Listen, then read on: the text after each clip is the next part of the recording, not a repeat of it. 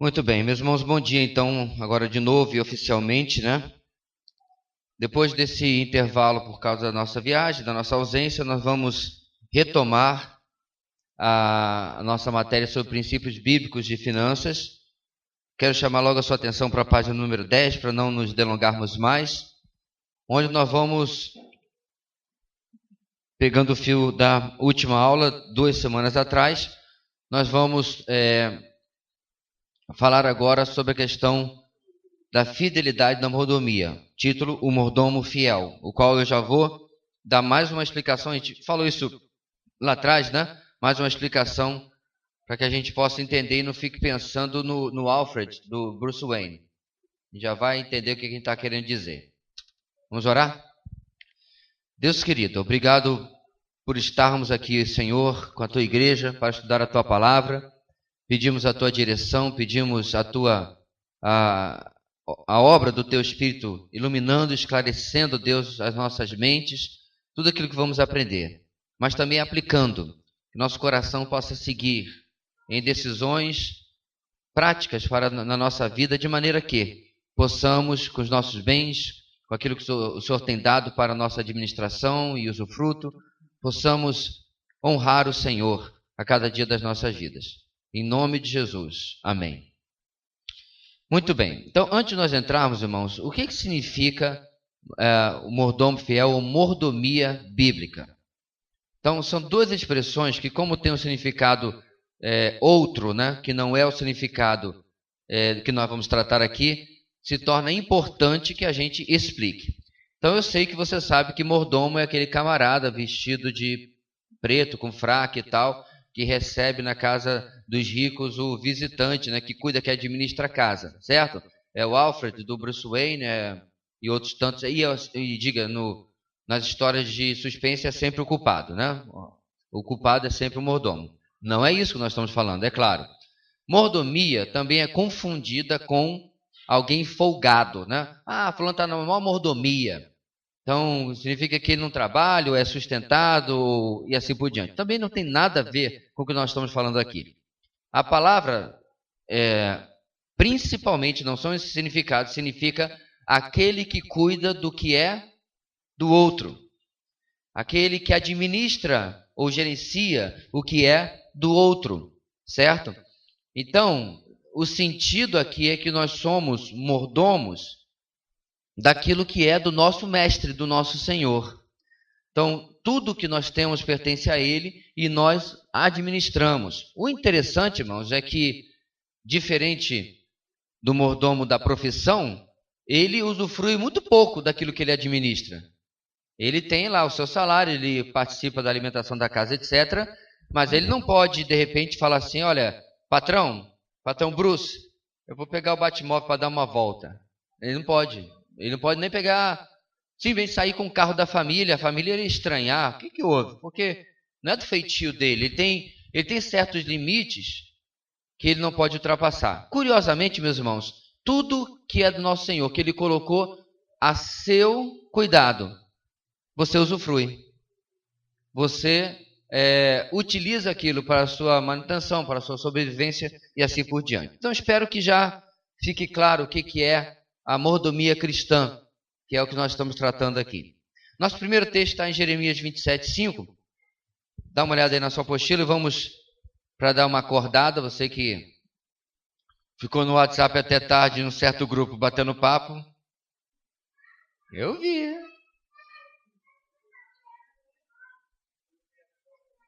Eu tava acordado, mas eu estou alerta aqui, ó. Na verdade, fui dormir ainda bem depois. Jeremias 27:5. Vamos ler juntos, irmãos? Assim diz o Senhor dos Exércitos, o Deus de Israel: eu fiz a terra, os seres humanos e os animais que nela estão. Com o meu grande poder e com o meu braço estendido, eu a dou a quem eu quiser. Jeremias 27:5.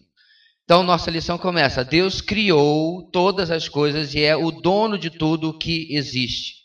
Durante o período de nossa vida, Ele coloca aos nossos cuidados dinheiro e bens, segundo a sua vontade.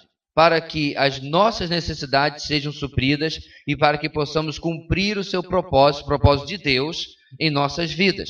Ele também nos deu a responsabilidade de administrarmos fielmente tudo o que Ele criou. Gênesis 1:26, quando Ele vocaciona Adão como esse administrador de toda a criação, deixando-nos princípios para que pudéssemos cumprir diligentemente essa responsabilidade. Nosso primeiro parágrafo, meu irmão, está cheio de informações preciosas. Primeira coisa que eu quero destacar, mais óbvio, Deus é dono de tudo. Segundo, Ele coloca dinheiros e bens segundo a vontade dEle. Então, preste bem atenção. Em última análise, eu sei que de repente você não conseguiu aquele aumento que o sindicato entrou na justiça, fez greve, fez piquete, né? Para que você conseguir, de repente não saiu o aumento. Eu sei, meus irmãos, que há forças humanas envolvidas em tudo aquilo que acontece, mas é Deus que está por trás dessas forças humanas. Para você dar um exemplo, não sei se ele vai assistir porque ele parece que está acompanhando algumas coisas aqui da igreja, meu colega de quarto lá na conferência, eu fiquei com o pai da irmã Glaucia, né, pastor Roberto, mas também com o irmão no Rio de Janeiro, que a gente tinha que completar o quarto porque o nosso terceiro parceiro não pôde mais ir e ele entrou. E o irmão que estava lá, ele está desempregado desde 2015, quando o estaleiro do Rio de Janeiro foi fechado, de uma hora para outra. Ele é engenheiro formado, cara capaz, né, habilitado, e nesse período ele conseguiu até alguns empregos, mas está desde julho sem nada. Difícil. Uma coisinha aqui, outra colar que ele pega para entrar um dinheiro. Inclusive, quando nós estávamos lá, ele recebeu um telefonema que encomendaram um cálculo estrutural lá para ele, até nos alegramos, etc. Mas eu achei muito edificante, meus irmãos, que nas nossas conversas, né, e tudo, de vez em quando a gente apontava para o que estávamos ouvindo e interagia com a situação dele, porque não é fácil para um pai de família ficar desempregado tanto tempo assim. E em certo ponto eu perguntei para ele, quem foi que ele demitiu? E ele respondeu sem pestanejar, Deus. Não foi o estaleiro.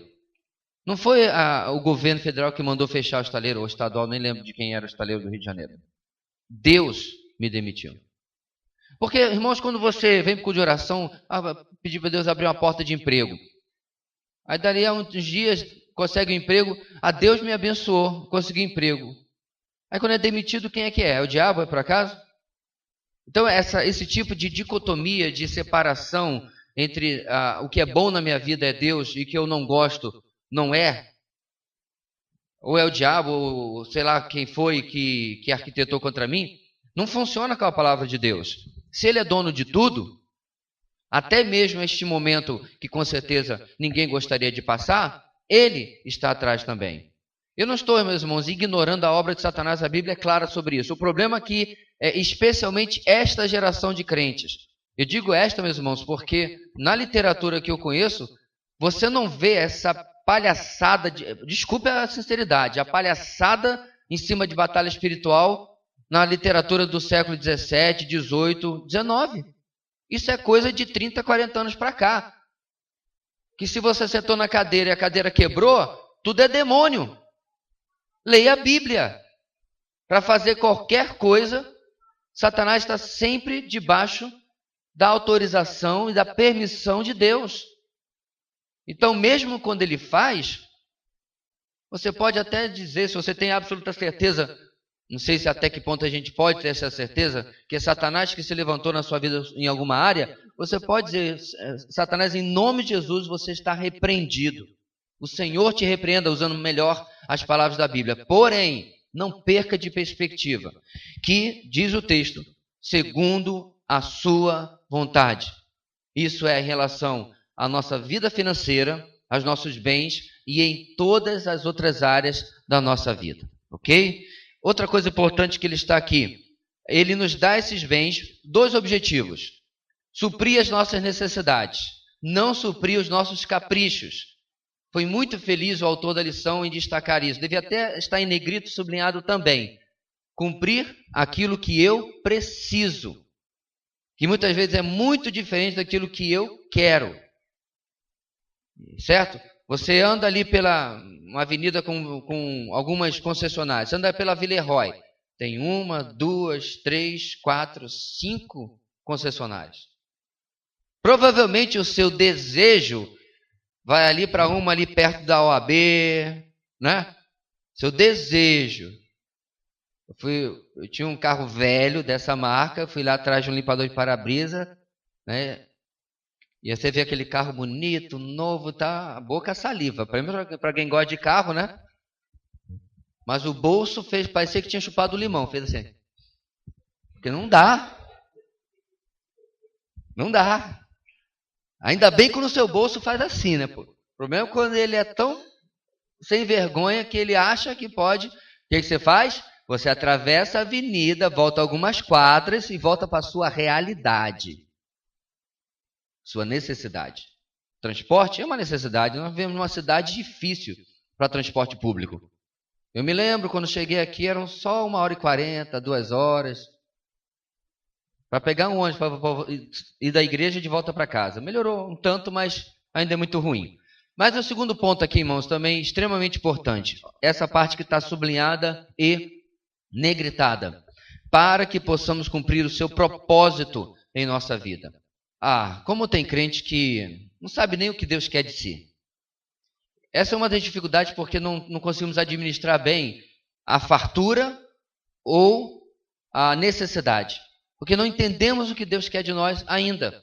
E aí, é claro, fica difícil fazer a matemática fechar, né, para nós. Continuando, irmãos, por causa do pecado, agora veja bem, as pessoas trocaram a verdade de Deus pela mentira e adoraram e serviram a coisas e seres criados em lugar do Criador, que é bendito para sempre. Romanos 1, 25. Esse versículo explica porque é tão difícil lidar com as posses materiais de modo a agradar a Deus. Irmãos, durante todo o nosso estudo, a palavra-chave que você não pode esquecer é contentamento. Muitas vezes, irmãos, nosso contentamento vai exigir até que nós esperemos um pouco diante de algumas até necessidades.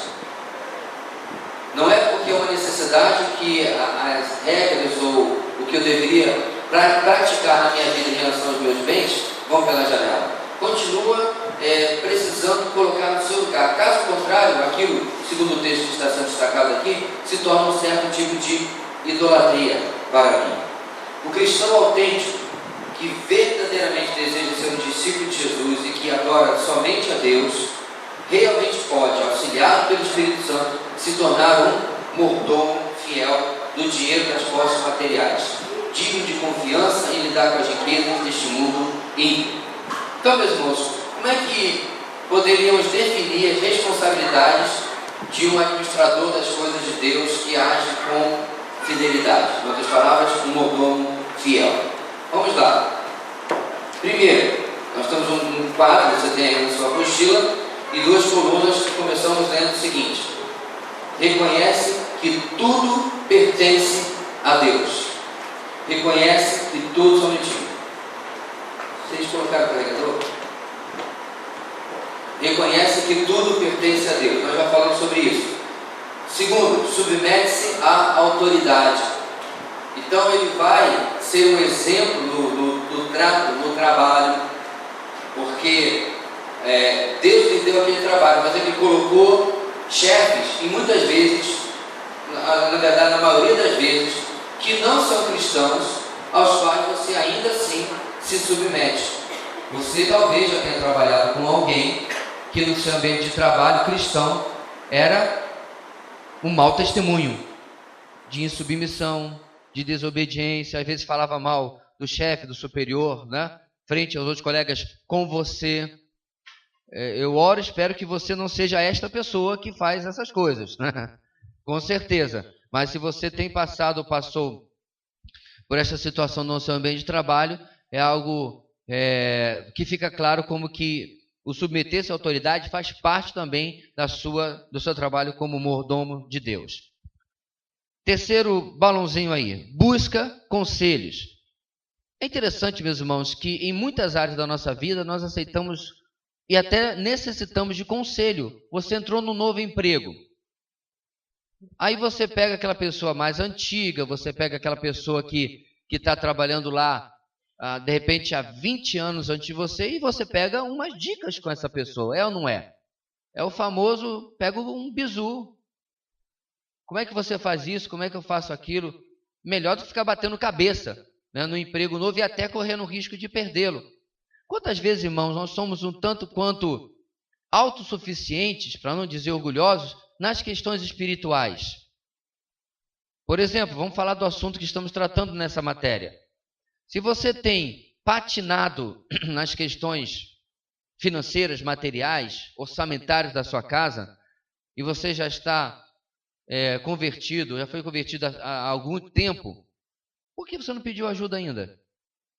Graças a Deus, irmãos, eu me recordo na história desta igreja, algumas ocasiões em que irmãos casais chegaram: pastor, eu preciso de ajuda, eu não sei lidar com dinheiro. E eu fui sincero, eu falei: olha, eu também não sou o top do administrador não, mas aprendi algumas coisas na base da surra mesmo, ao longo dos anos, bora aqui. Em outras ocasiões, outros irmãos que são mais organizados, mais estratégicos no planejamento, foram usados por Deus. Eu sei dos testemunhos que chegaram. Irmãos, que bênção! É saber reconhecer, eu não sei lidar com isso aqui. Certa vez, por exemplo, eu tinha uma dúvida sobre pegar um dinheiro e quitar um valor que estava em aberto no empréstimo ou fazer outra coisa. E aí eu perguntei para o irmão, que era muito versado na questão de contabilidade, economia, né? Apesar de ser leigo, o cara virado, sabe todas essas sopinhas de letras, RDB, ABC, ou sei lá que B, etc. Viu como não sei? Ele falou assim: ó, neste caso é melhor só fazer assim, assim, porque o retorno, sei lá do que, eu não vou nem conseguir repetir o que ele me falou. Nós não temos, irmãos, como viver sem a ajuda de outros. Por que seria nesta área diferente? E é claro que quando nós estamos falando de mordomia cristã, nós estamos falando de uma série de coisas. Não é só moeda, não é só dinheiro, mas em administrar tudo aquilo que nós temos e Deus tem nos dado. Talvez você precise de ajuda na mordomia da administração do seu tempo. Aqui e acolá eu vejo as pessoas fazendo pedido de oração para poder organizar melhor o seu tempo. Já não viu isso? Ok, peça ajuda. O que está acontecendo? Peça ajuda de repente para identificar quais são os ladrões de tempo. Foi a expressão que um colega usou esta semana, achei interessante. Tal e tal coisa está sendo um ladrão de tempo na minha vida, me tirando o tempo que eu podia estar estudando, estar lendo, e eu resolvi parar com isso. Falei, ok, bom exemplo, bom testemunho. Que mais? Age com absoluta honestidade. É meio que um negócio que não carece de explicação, não é, irmãos? A honestidade é algo que não pode estar de maneira nenhuma ausente da nossa vida. Trabalha diligentemente. Lá em Tessalonicenses, não sei se você já leu este texto, nós encontramos uma situação meio surreal.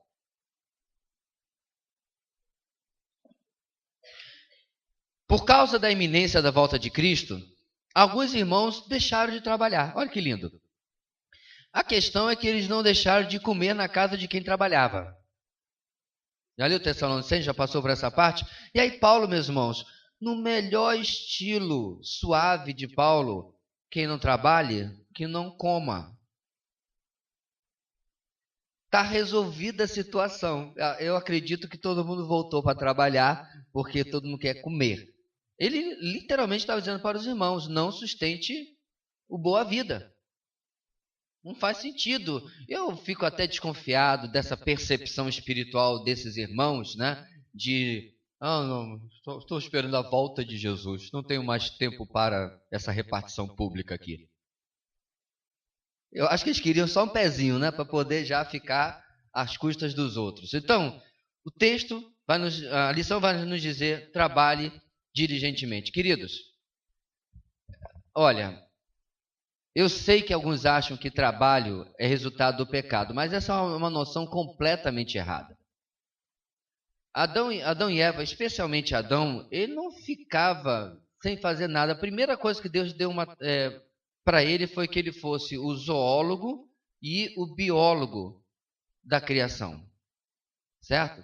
Fosse ali o cuidador tanto da flora quanto da fauna, que desse nome. O que acontece, meus irmãos, é que o trabalho muda depois da queda. Eu também não creio que você vai ficar na eternidade pulando vestido de branco com uma harpinha na mão, pulando de nuvem em nuvem. Oi, como você vai para lá? Tá? Que céu chato! Não faz sentido uma coisa dessa. A ideia de Deus, irmãos, é que nós fôssemos, não tendo a queda acontecido, uma sociedade estruturada, que produzia. Eu não sei exatamente quais são os critérios ou como vão ser os detalhes dessa eternidade, mas com certeza, ocupar uma função, preencher uma necessidade, um papel, vão nos acompanhar durante a eternidade. Isso posto, a pergunta que fica é: será que eu tenho realmente trabalhado agora com dedicação, sabendo que o meu trabalho é algo que Deus colocou para a minha vida também? Eu quero aqui fazer um parênteses, irmãos, de uma coisa que eu já falei outras vezes, né? Assim, você vem para o culto de oração, eu queria orar pelo concurso que eu vou fazer, eu estou estudando há 80 anos para esse concurso, e estou aqui me dedicando, né? Não estou nem comendo, a minha barba está arrastando no chão, a olheira, olha a minha pele como está pálida e seca, eu só estudo. Aí o cabra vai e passa. Primeiro culto de oração, ele vem e agradece a Deus pela bênção recebida. Alguns cultos de oração depois, ele vem para murmurar do trabalho. Se não é no culto de oração, é no bate-papo. Se você é assim, por favor, receba. Como que você pode reclamar de algo que Deus está sustentando a sua vida? Irmãos, a gente só na vinda para cá, eu devo ter contabilizado de 10 a 15 cartazes. Procura-se emprego com as mais diferentes grafias, né? Tentando acertar o português, dos nossos vizinhos venezuelanos pelas ruas. E aí nós temos um emprego, estamos reclamando. Fora aquela pessoa que faz o concurso para 40 horas e depois vai atrás dos direitos para trabalhar 20, né? Isso é desonestidade. Não faça o concurso. Se você não leia o edital, não está a fim de cumprir aquilo lá, vá fazer outra coisa da sua vida. Não siga, meu irmão, a onda do mundo. Agora, se você está conformado e grato por aquilo que está acontecendo, e alguém muda as regras, isso de alguma maneira lhe beneficia, você não vai simplesmente conseguir trabalhar o dobro só porque você quer. Aí é outra história, não é isso que eu estou me referindo. Estou me referindo, irmãos, a uma contradição. Algo que eu orei, que eu busquei de Deus e tudo mais, né? Deus me abençoar nisso e aquilo, depois se torna uma questão de murmuração, de reclamação. Isso, é claro, é válido para tudo na nossa vida. Gasta com sabedoria. Esse é o ponto, inclusive, ou um dos pontos principais pelos quais nós estamos nesse estudo tão diferente, né, de tudo aquilo praticamente que nós já estudamos na IBD. Mexer conosco, meus irmãos. Vocês viram que até agora ninguém falou em números, ninguém falou em entradas e saídas, em tabelinha.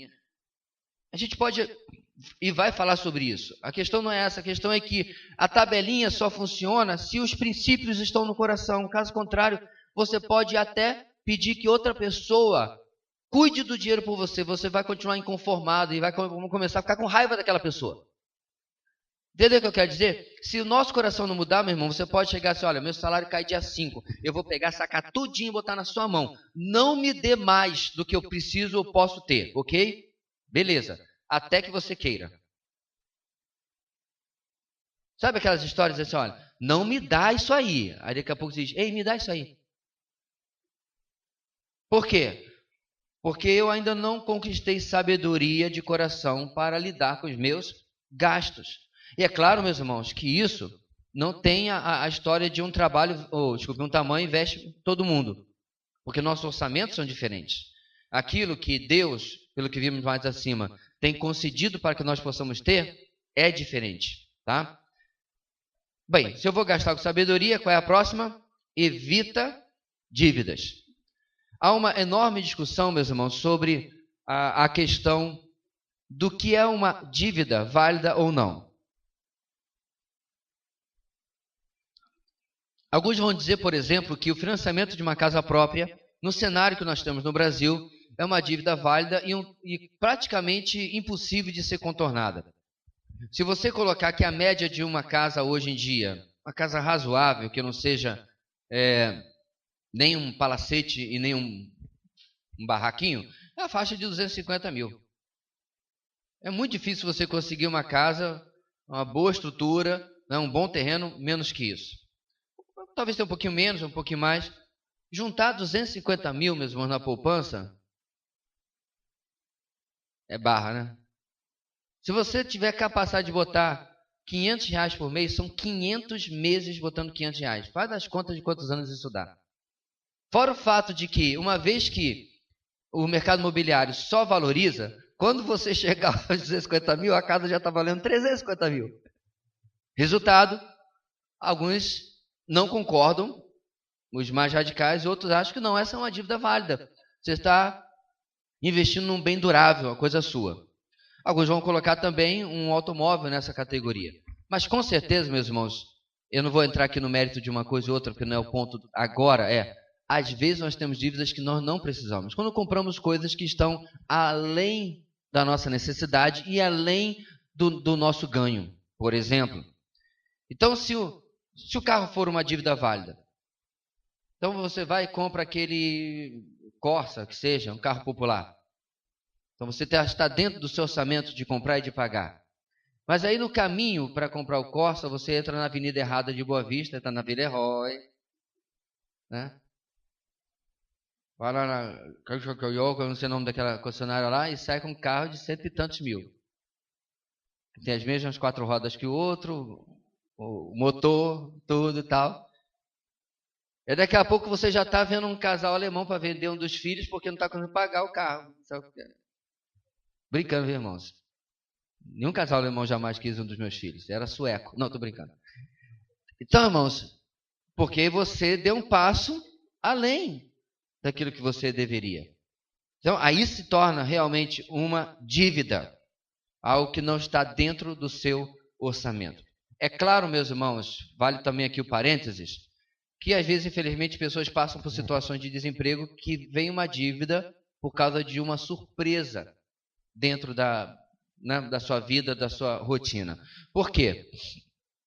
De repente você estava X anos naquele emprego, e aí no passar das mudanças, você foi chamado pelo gerente, olha, você é um ótimo funcionário e tal, mas tem pessoal mais antigo que você, então infelizmente a gente vai precisar... Em inglês tem uma expressão interessante, vamos precisar deixar você ir. É um eufemismo para você estar na rua.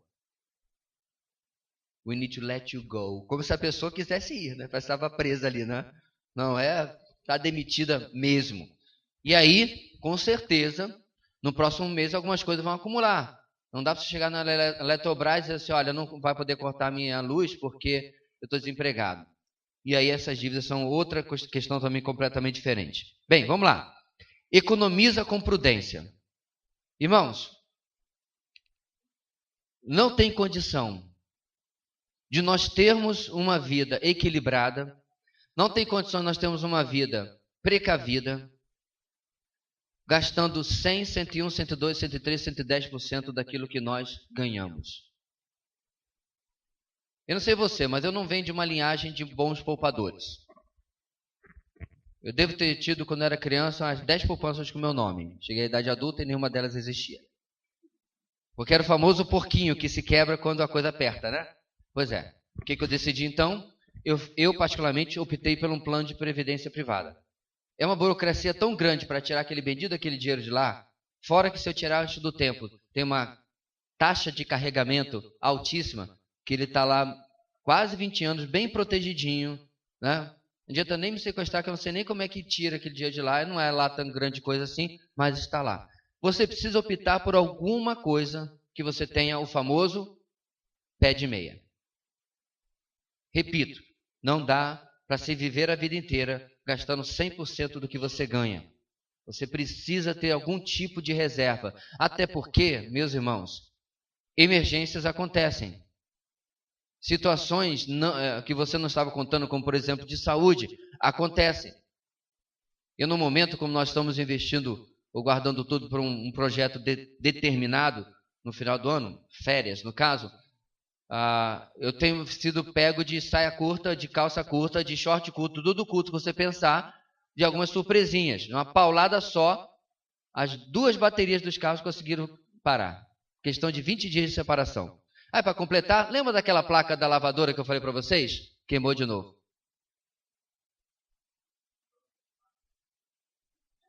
Não adianta. É descarga elétrica. Se você lembra que eu já dei esse conselho? Tire isso. Fui comprar vídeo da placa, eu tive que ouvir 5 vezes a mesma coisa. Eu falei, eu sei. Tire da tomada quando você não estiver usando. Porque as modernas têm 3, 4, 5 placas de circuito. E elas são fraquérrimas com descarga elétrica. Então, no caso, provavelmente agora queimou funcionando. Ela começou a queimar funcionando porque nós estamos sempre desligando. Então não tem jeito. Não tem para onde correr. Você pode botar uma novinha lá, se der um pico de energia, vai queimar da mesma maneira. Meu ponto aqui, voltando para o que eu estou dizendo, é que foram 3 surpresas. Que neste caso, no meu contexto agora, eu não estava preparado, porque tudo que está sobrando está indo para o projetinho para a gente poder ter umas férias legais. Assim é difícil, meus irmãos, quando nós não temos lastro nenhum, economia nenhuma para alguma situação na nossa vida. Leva o microfone aqui para... Tem outro aí? Leva ali para o Tiago.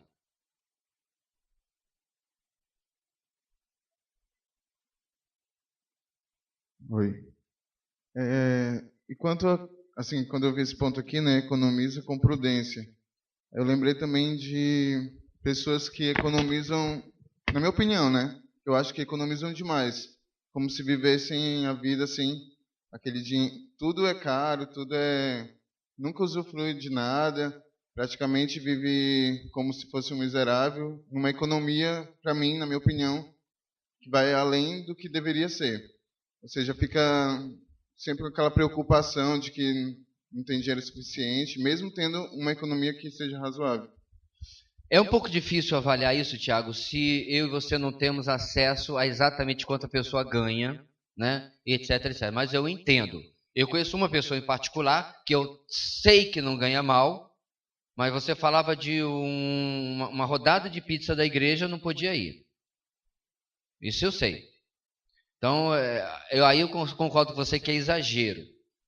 Mas, sobre a questão de nunca usufruir e tal, por exemplo, irmãos, eu estava agora, irmãos souberam que eu fiquei em Brasília porque o voo de São Paulo atrasou. E já de São Paulo, em Viracopos, já me avisaram. Não vai conseguir pegar o voo em Brasília. Já te prepara, tá? Porque o senhor precisa avisar as pessoas que o senhor não vai chegar. Falei, legal, já lascou assim a sentença. Quando chegou em Brasília, você sabe, a companhia aérea cuida de tudo. Aí pegou a gente, levou para um hotel. Eu entrei no quarto de hotel, até foto mandei para a Leila. Falei, olha isso aqui. Nunca fiquei no hotel daquele. Nunca. Não tem nem risco de ficar. Era 5 estrelas mesmo. Restaurante 24 horas por dia. 4 da manhã. Estou a fim de comer qualquer opção do cardápio. Às 4 da manhã eu poderia pedir. Eu tenho pena desse pobre desse cozinheiro. Às 4 da manhã eu quero um banquete, ele ia ter que fazer para mim. Podia até levar 1 hora, mas ele ia ter que fazer. Meu ponto aqui é que na saída eu perguntei quanto era a diária. Irmãos, desculpa, Tiago, eu não vou pagar aquele valor. Lembra do que eu falei do tênis, meus irmãos? Tá aqui o bendito que eu falei que eu comprei aí. Ó. Veste igualzinho aquele que você viu lá na sapataria que custa um salário mínimo. Inclusive eu fui agora correr lá em Águas de Lindóia. Aviso, é muito difícil correr num lugar que não tem plano, viu? É só assim o tempo todo. E o tênis muito bom de corrida. Pode não durar que nem aquele, mas eu não vou durar também como aquele. Para custar um salário mínimo, ele tinha que durar a vida inteira para mim. Então, eu entendo o que você está dizendo. Mas, por outro lado, a gente tem às vezes que pensar, eu posso usufruir isso aqui? Porque para eu ficar com a minha esposa, que aquela diária que ele me deu era só para mim. Apesar que o quarto tinha uma cama que dá para dormir minha família inteira, é só para mim. Se eu tivesse com a esposa, aí já seria mais 70% da diária. Para eu ficar, o meu salário me deixaria ficar lá 8 dias. Mas pelo menos eu fiquei no hotel 5 estrelas. O resto do mês não vou comer, não vou pagar conta, não vou fazer nada. Eu não tenho condição de concordar com uma coisa dessa. Então, meu ponto aqui, meus irmãos, é que há de ter esse equilíbrio que o Tiago está falando, eu concordo plenamente. Tá? E esse equilíbrio a gente consegue como? Planejamento, orçamento. Está embarcando no pessoal para ir para o retiro. Pastor, eu queria tanto ir para o retiro. Eu não posso, porque eu não tenho dinheiro. O carnê do retiro já saiu há 30 dias para você começar a pagar. Desculpa, meu irmão, mas é falta de vergonha na cara alguém dizer 5 minutos para embarcar, mandar mensagem para mim que não tem como ir. É falta de planejamento. É pegar o carnê, né, R$40, R$50, todo mês e tal, chega lá, acabou. Está pago. Mas não é assim, meus irmãos, a maioria das coisas da nossa vida, questão de planejar. Eu estou há 10 anos querendo tirar as férias. 10 anos? Por exemplo, eu vou dar outro exemplo pessoal, meus irmãos. Eu sempre quis ir a fazer a viagem da Terra Santa, né? Desde a adolescência. Então, é uma viagem cara? Caríssima. Mas eu não posso dizer que eu nunca pude ir. Eu nunca coloquei como uma prioridade ao ponto de eu fazer uma poupancinha. Se eu estivesse colocando R$50 todo esse tempo desde a adolescência lá, eu já tinha ido as 3 vezes à Terra Santa. Mas não é uma prioridade da minha vida. Com 3 filhos para criar, a família para sustentar, eu não vou gastar 10, 12, 15 mil numa viagem de 6 dias. Não vou. Mas, de repente, mais à frente, tiver condição de economizar, o meu ponto aqui é, muitas vezes, eu tenho que dizer assim, não é que eu não posso, eu não quis, porque eu preferi fazer outras coisas que eram mais importantes para mim do que aquela. Há de ter esse equilíbrio, sim, então, que o Tiago está mencionando aí. Último ponto dessa tabela do lado esquerdo, perdão. Contribui generosamente. Irmãos, semana passada nós terminamos... aula passada, desculpe, porque foi semana retrasada, nós terminamos falando exatamente sobre essa questão de finanças, de contribuição. Eu espero que se você não esteve aqui, que você tenha assistido. Não era nem o nosso assunto, mas diante de uma pergunta que o Gustavo fez, nós acabamos terminando com esse tópico, né? Então, acho que você pode relembrar ou voltar lá e assistir, né, os últimos 10 ou 15 minutos da nossa aula, que nós tratamos basicamente sobre isso. Precisa haver no meu orçamento espaço para contribuir com a obra de Deus, certo? Então, é interessante, meus irmãos, que nós, às vezes, encontramos as pessoas mais generosas dentre aquelas que menos têm, e encontramos as pessoas menos generosas naquelas que têm mais condição. Então, significa que o ganho maior, muitas vezes, tem ocupado um lugar no nosso coração, ou no coração de alguns, que não deveria. O que é extremamente preocupante também.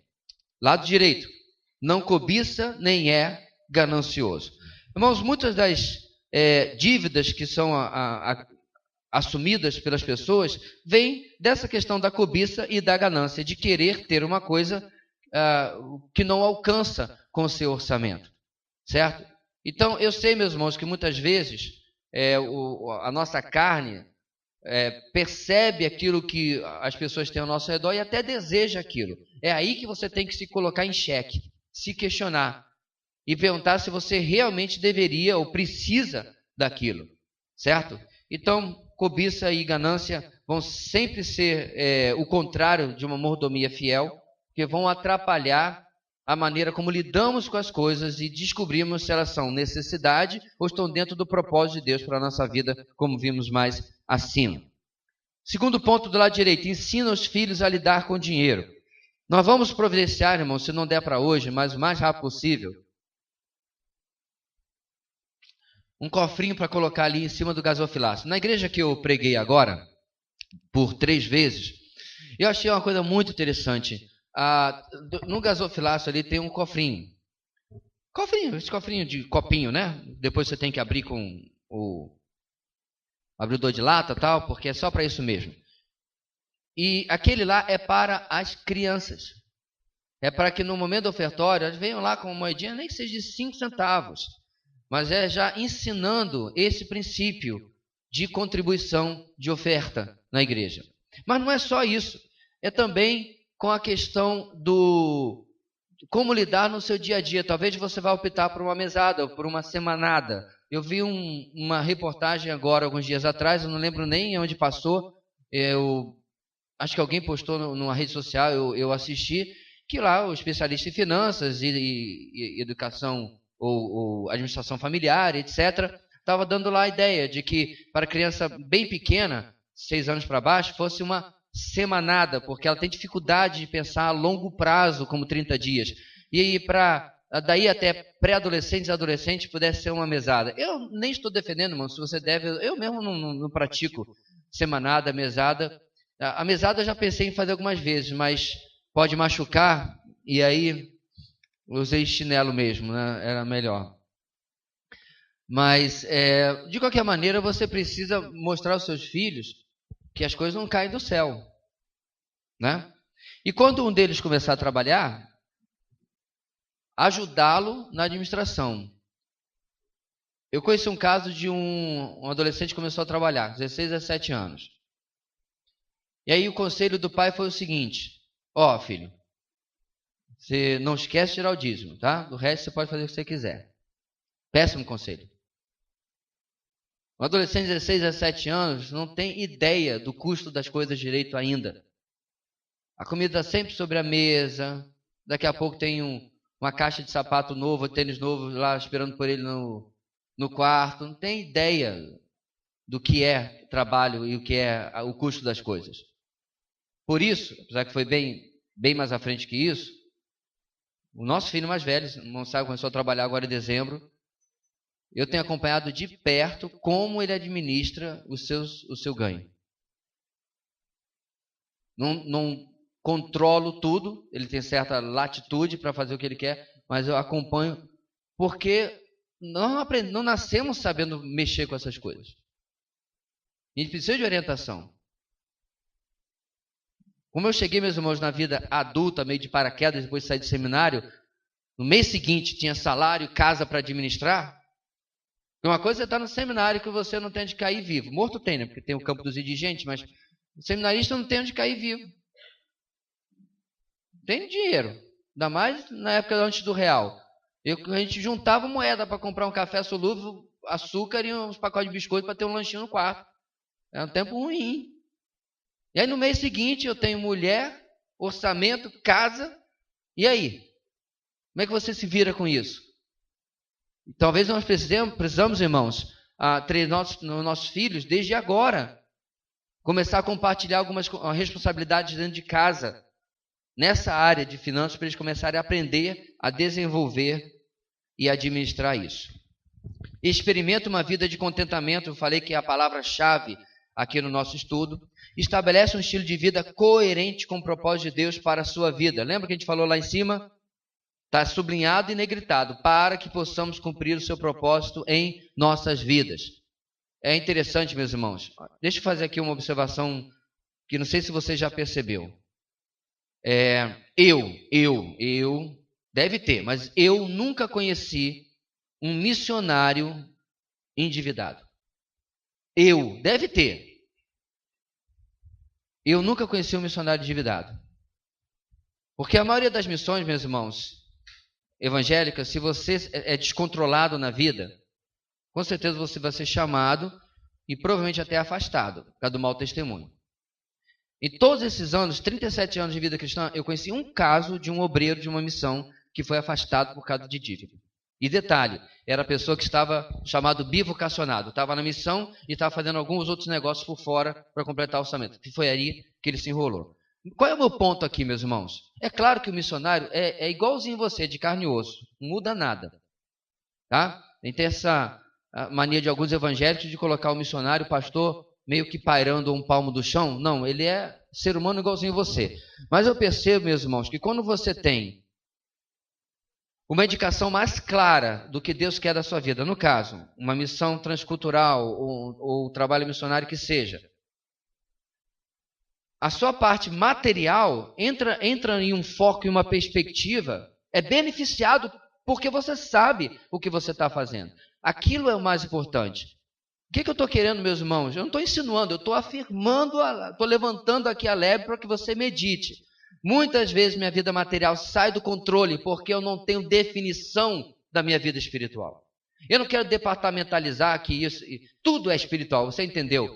Mas a falta, está negritado e sublinhado, de entender o propósito, quem eu sou em Deus, o que Ele quer de mim, o que Ele deseja que eu faça. Eu começo a buscar satisfação em outras coisas, e isso vai afetar a minha vida financeira. Eu não estou satisfeito naquilo que Deus tem me colocado para fazer, até porque eu nem sei direito o que seja isso. Portanto, estabelece um estilo de vida coerente com o propósito de Deus para a sua vida.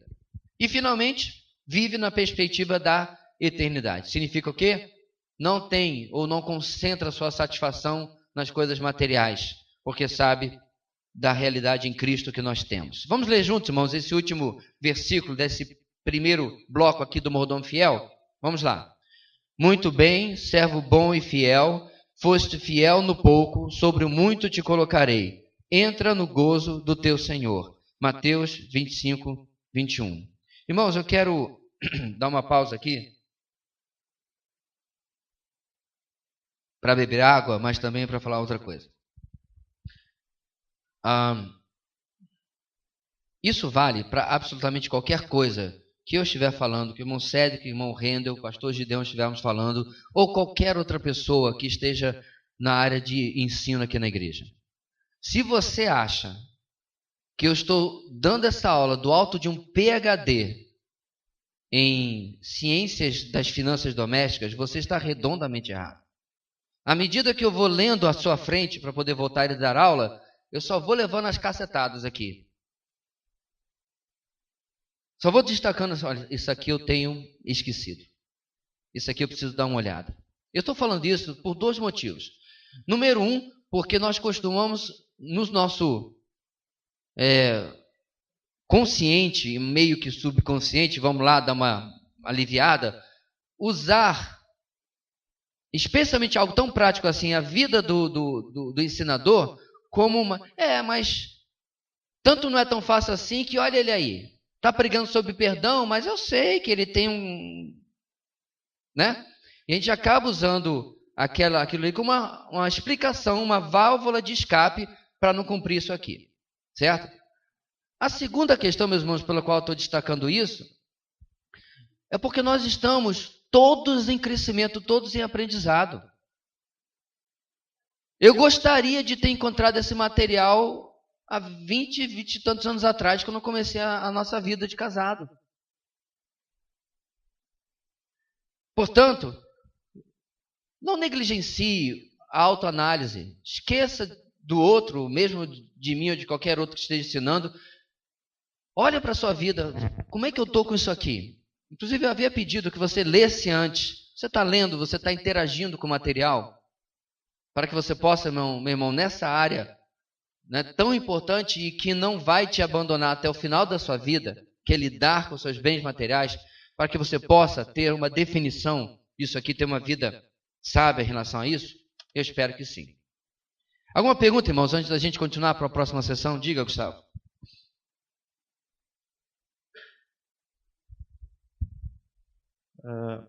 Vendo até um ponto aqui que de certa forma já passou um pouquinho,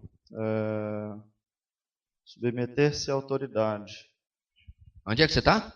No quadro à esquerda. Tá. Submeta-se à autoridade. Submete-se.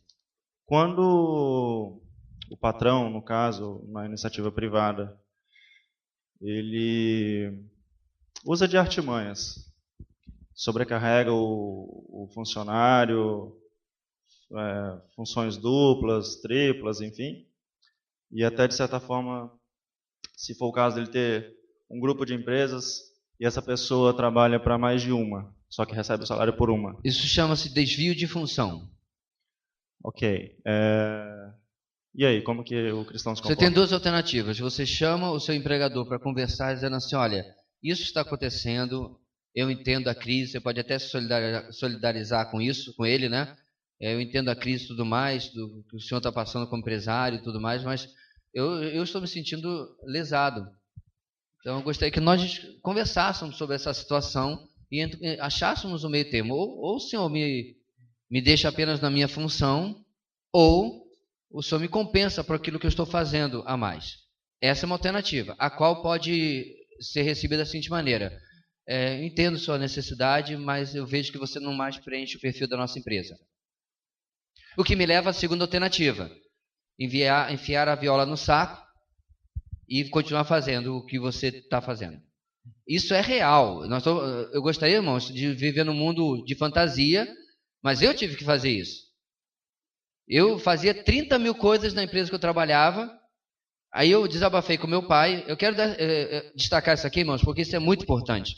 Eu desabafei com meu pai estava começando a sentir necessidade de alguém que o ajudasse no trabalho dele. Foi aí que eu comecei com a informática. Aí ele viajou, comprou um computador e eu não tinha YouTube não, livro. Mergulhei para aprender Lotus 123, que é o tataravô do Excel, WordStar, que era o tataravô do Word, comecei a aprender e comecei a informatizar o negócio dele, certo? Isso é 1990. E aí, preste bem atenção, eu meio que dei uma rotadinha de presunção. Olha aí, eu não precisava mesmo daquilo lá, daquela humilhação, daquela coisa lá naquela loja e tal. Meu pai falou uma coisa que eu nunca mais esqueci. E eu aprendi a lição que às vezes o tolo, até quando fica calado, é tido como sábio, né?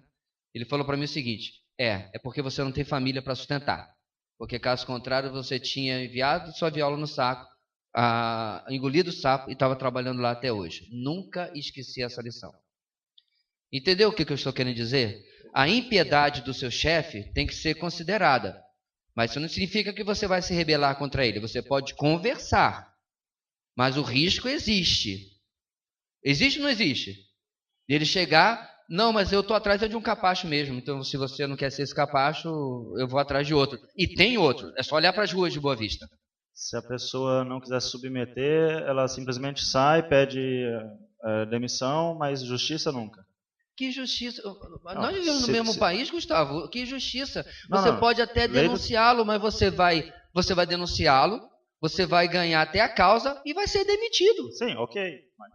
Não, não, questão, você entra pode. Ou não entra na eu estou me referindo justiça? que você não pode se rebelar. Foi o que eu falei desde o começo. Você pode conversar com ele numa boa, né?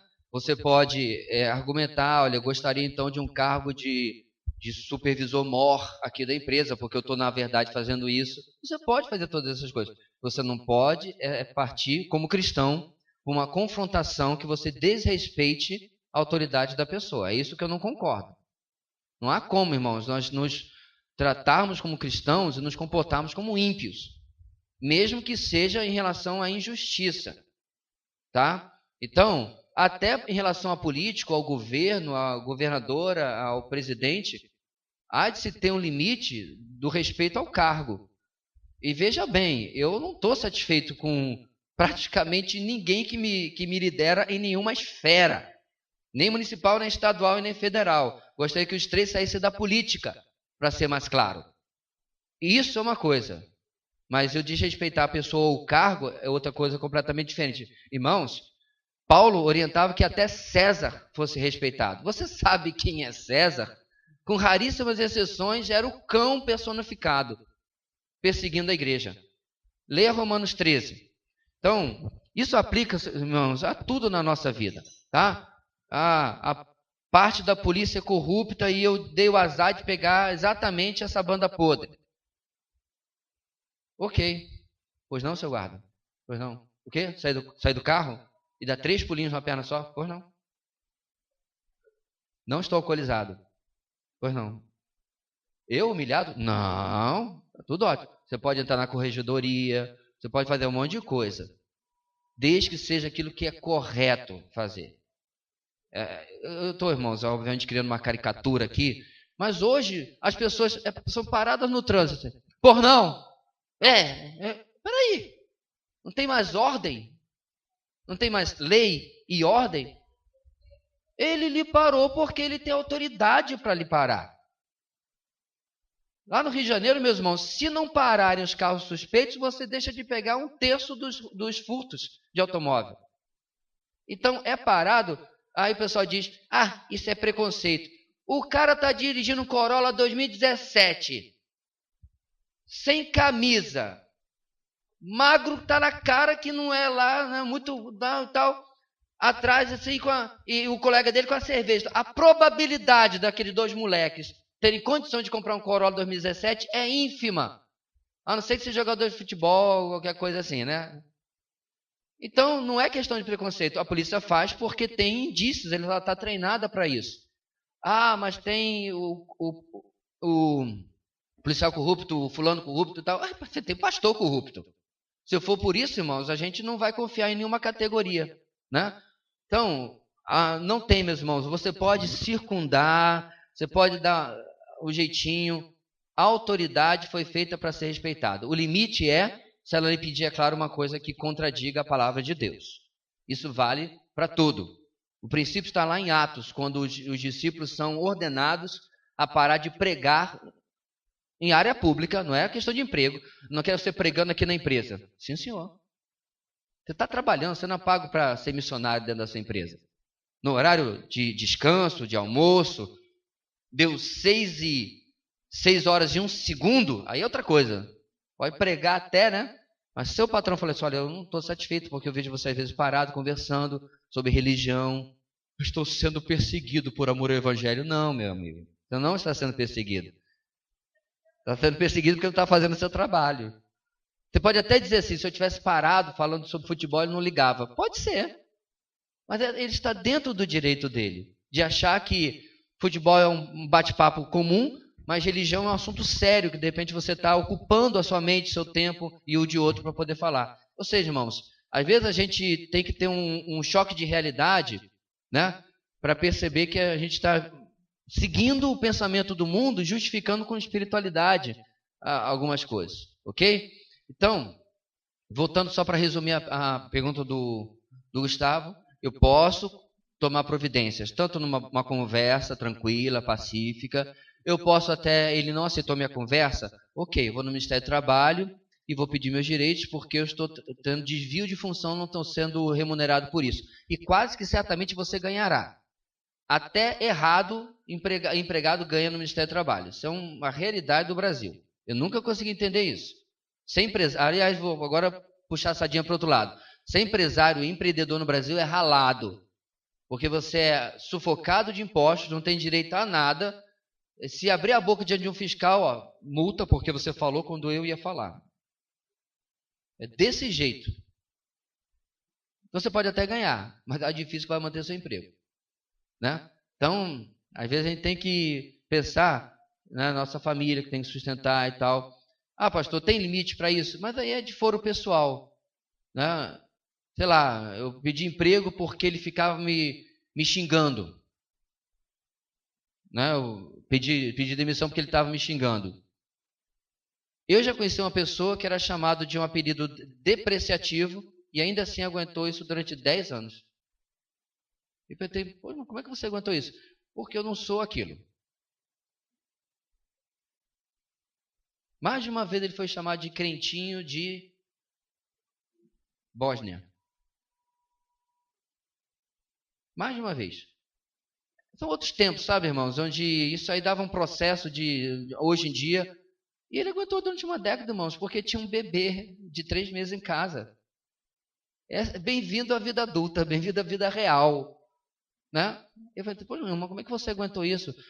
Ele falou assim, meu irmão, primeiro porque eu não tinha uma alternativa. Não tinha emprego na minha área como alternativa.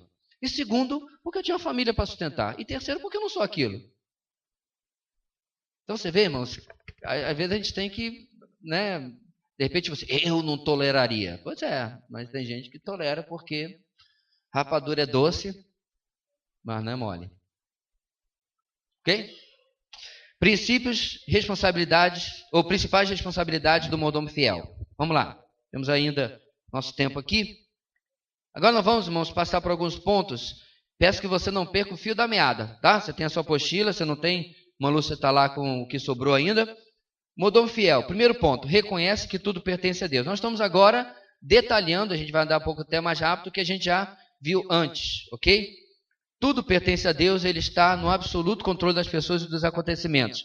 Só uma pausa, irmãos. Por que eu estou dizendo que a gente vai um pouco mais rápido? Porque eu pedi que você lesse os textos bíblicos e a lição em casa. Confere?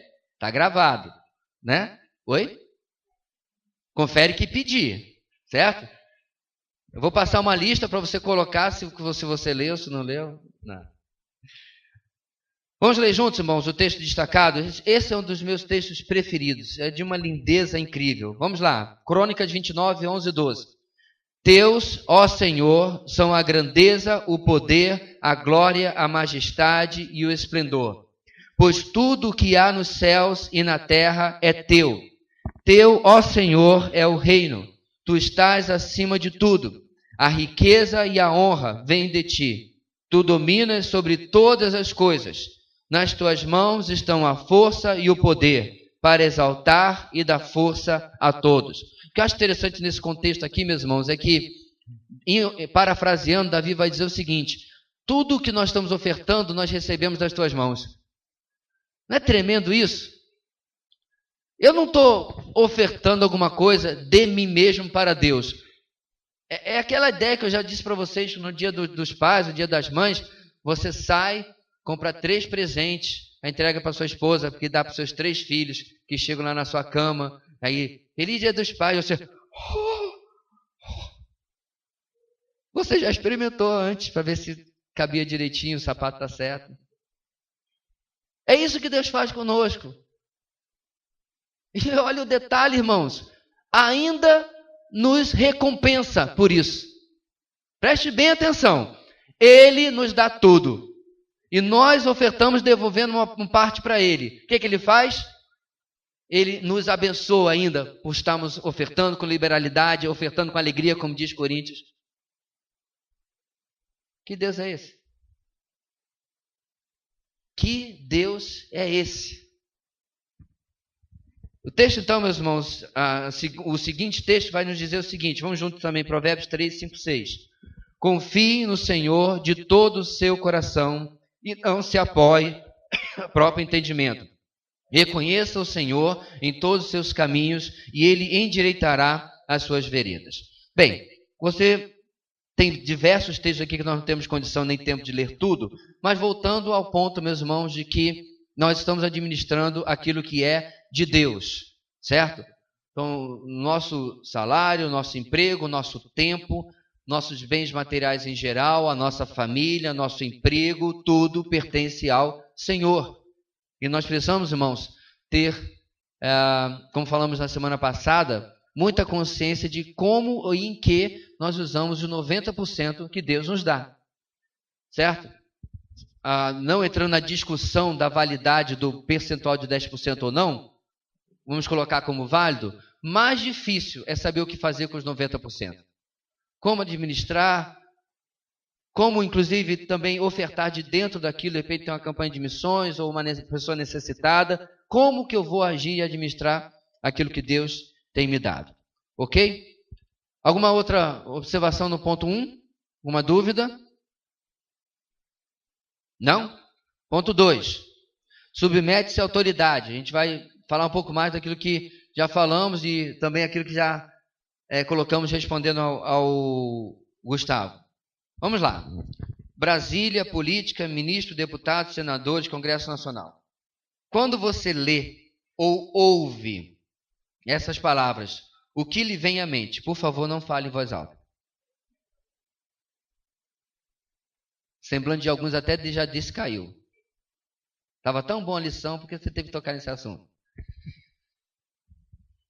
Compare isso, irmãos, com o versículo que eu mencionei agora há pouco de Romanos capítulo 13. Vamos lá juntos? Todos devem sujeitar-se às autoridades governamentais, pois não há autoridade que não venha de Deus. As autoridades que existem foram por ele estabelecidas. Portanto, aquele que se rebela contra a autoridade está se colocando contra o que Deus instituiu. E aqueles que assim procedem trazem condenação sobre si mesmos. Volto a repetir, meus irmãos, o cenário de Paulo aqui era o pior possível. Eu não me recordo agora de cabeça se era Diocleciano ou se era Nero, o imperador dos dias em que Paulo escreveu a carta aos Romanos. De qualquer maneira, mesmo quando havia um imperador mais light, a coisa não era tranquila. E é interessante, meus irmãos, que talvez nós usaríamos isso como desculpa Como que eu posso obedecer a um governo ímpio que mata os meus irmãos? Deixa eu colocar você em um cenário parecido. Você é um cristão na Coreia do Norte, ok? E além do governante ser um ditador, ele não inspira nenhuma seriedade. Olha a cara do sujeito. Ele não precisa nem fazer a caricatura, porque ele já é uma caricatura. Não tem cara de governante, não tem postura de governante, tem aquele risinho que parece que está na Disneylândia, a qual, inclusive, ele foge de vez em quando, disfarçado. Não é brincadeira, ele já foi pego na Disneylândia do Japão, perceberam ele lá, mas ficaram quietos, afinal de contas o cara é meio doido. Esse é o nível de seriedade que essa criatura tem. Romanos 13 se aplica a você, cristão da Coreia do Norte. Difícil, né, irmãos? Então, se você acha que é difícil respeitar os políticos do nosso país, tenta respeitar eles, respeitar os do país dele. Não tem como, irmãos. O mordomo fiel vai obedecer a palavra de Deus nesse sentido. Tem mais texto. Timóteo 1, 1 Timóteo 2, 1 a 2. Vamos lá juntos?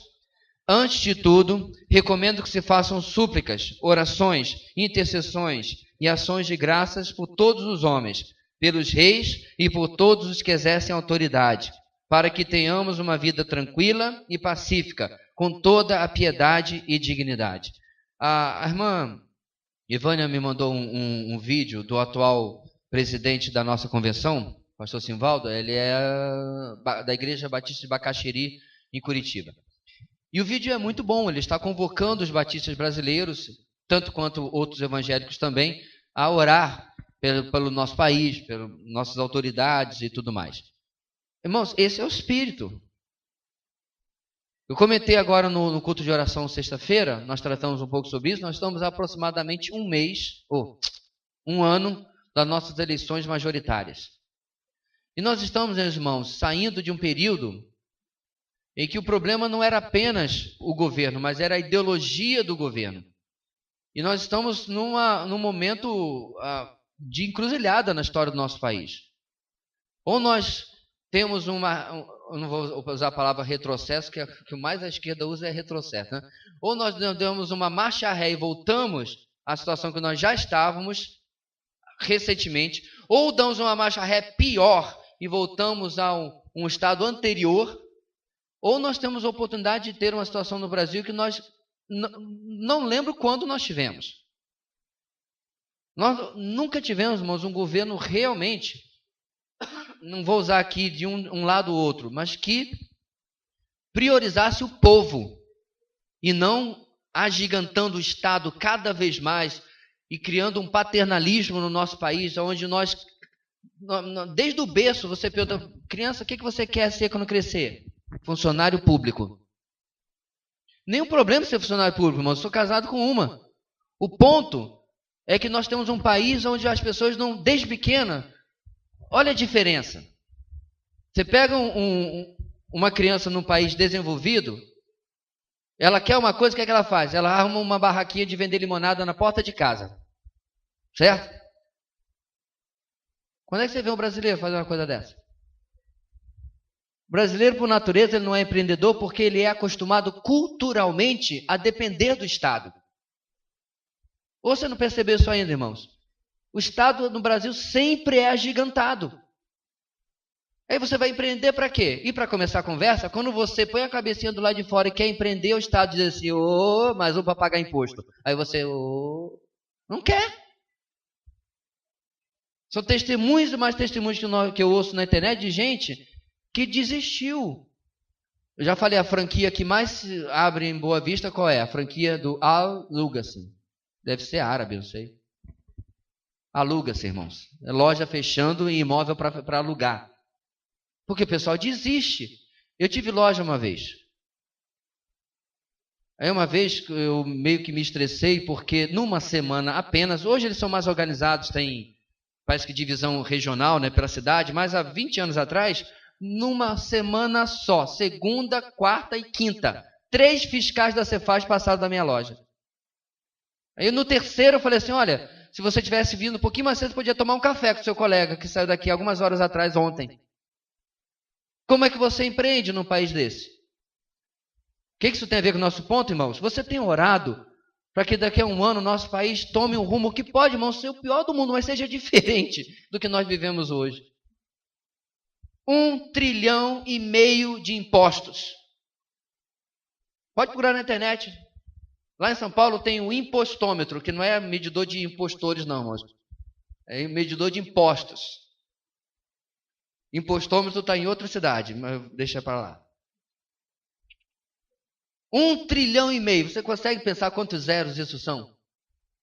É muito zero, né? É muito dinheiro. Quantos anos você tinha que trabalhar, irmãos, para guardar 1,5 trilhão de reais?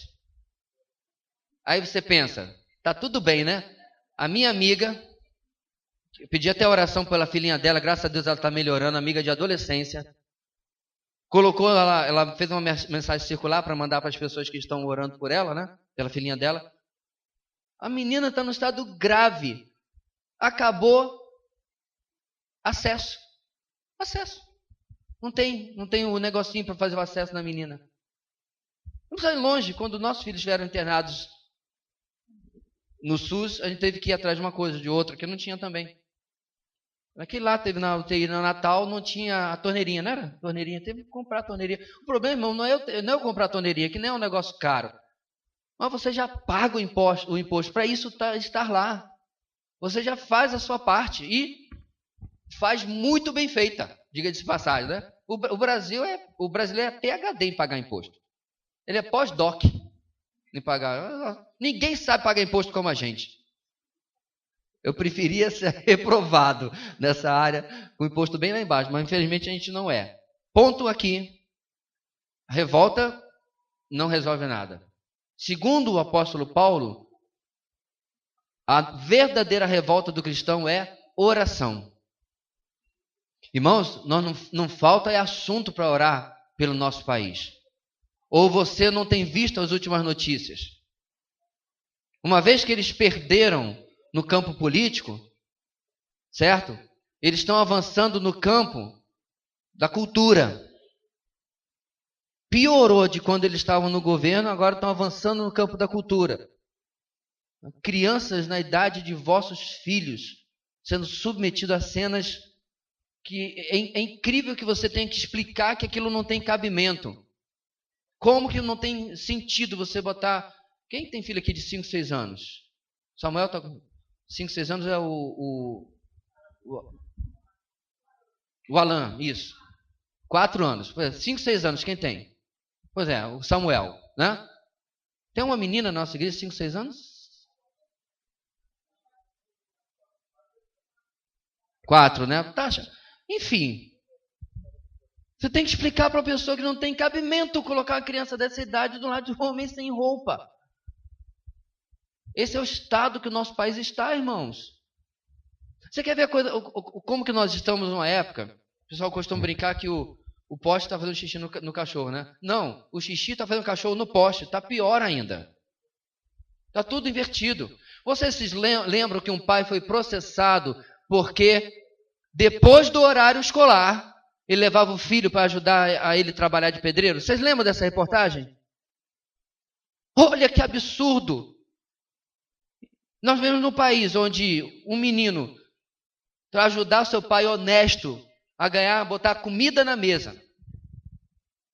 Quantas pessoas, meus irmãos, trabalharam de forma muito mais pesada? Meu pai trabalhou, meu avô trabalhou, meu avô era feirante desde os 10, 11 anos de idade. E não cresceu traumatizado, não cresceu sei lá o quê. Aí esse pai é processado, mas a mãe, que leva a filha,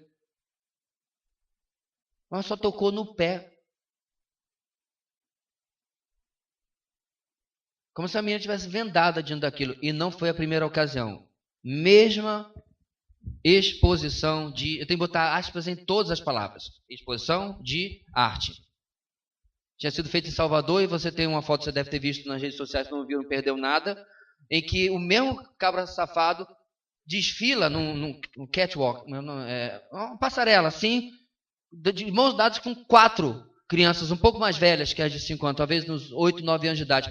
Irmãos, o risinho de constrangimento das crianças é visível.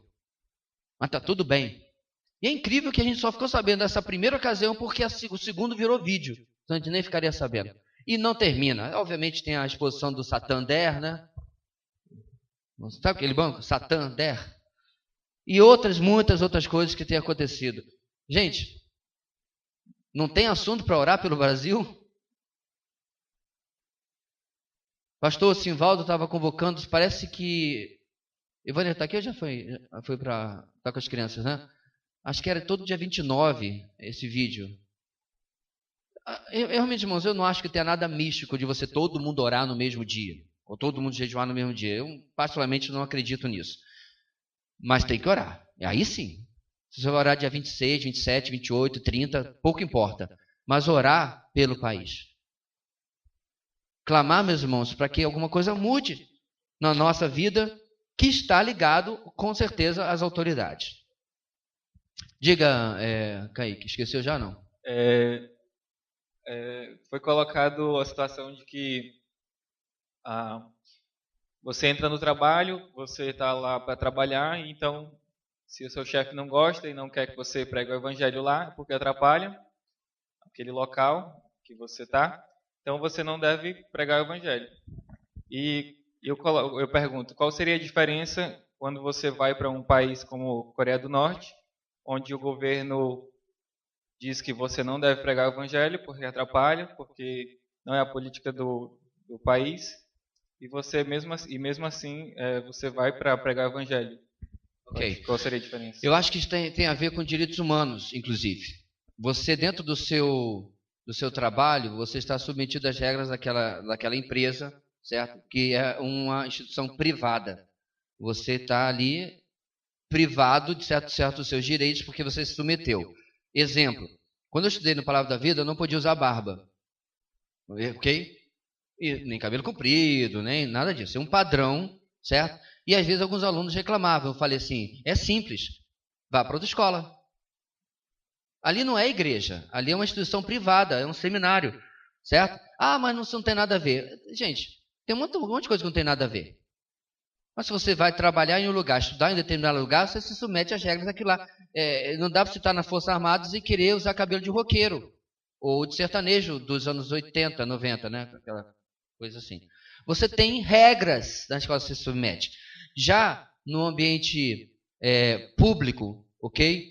Você tem direitos humanos que estão além daquilo que o governo pode colocar. Por exemplo, se o governo, mesmo o governo que proibiu a pregação do evangelho, dissesse que agora você não vai usar roupas, você vai obedecer? Não. Porque os direitos humanos dizem que você tem direito à sua dignidade. Alguns talvez iriam comemorar isso daí, né? Uns mais depravados. Mas você que é uma pessoa normal, você não ia obedecer porque você tem direito à sua dignidade. Isso aqui é um campo muito interessante, irmãos, porque nós estamos filosofando num sentido mais abstrato da palavra com teologia, mostrando como que ela tem aplicações bem práticas à nossa vida. Entendeu a minha explicação? Claro que algumas pessoas podem discordar dessa explicação, mas é assim que eu enxergo a questão de como você justifica, né, a desobediência civil, aquilo que é o seu direito, tá? Mas você tem que se submeter privadamente àquilo que você concordou para participar daquele grupo, daquela situação ali em particular. Ok? Próximo texto, 1 de Pedro 2, 13 a 14. Vamos juntos, irmãos? Por causa do Senhor, sujeitem-se a toda autoridade constituída entre os homens, seja o rei como autoridade suprema, seja os governantes, como por ele enviados para punir os que praticam mal e honrar os que praticam bem. É claro que você pode argumentar com Pedro aqui, é que nem sempre eles fazem isso de punir o mal e honrar o bem. Não importa. Esse foi para que eles foram colocados lá. O texto não questiona se eles estão cumprindo ou não. O que, na verdade, a gente sabe que muitas vezes não cumprem. E aí vem uma pergunta. Você é um cidadão exemplar? Exerce sua cidadania conscientemente? É obediente às leis? Você paga corretamente seus impostos? Solicita a nota ou cupom fiscal em todas as suas compras? Auxiliando para que os outros paguem seus impostos adequadamente? Você compra produtos piratas ou de origem duvidosa só porque são mais baratos? Eita, irmãos, aqui umas 3 aulas aqui, só em silêncio, pensando na nossa vida, né?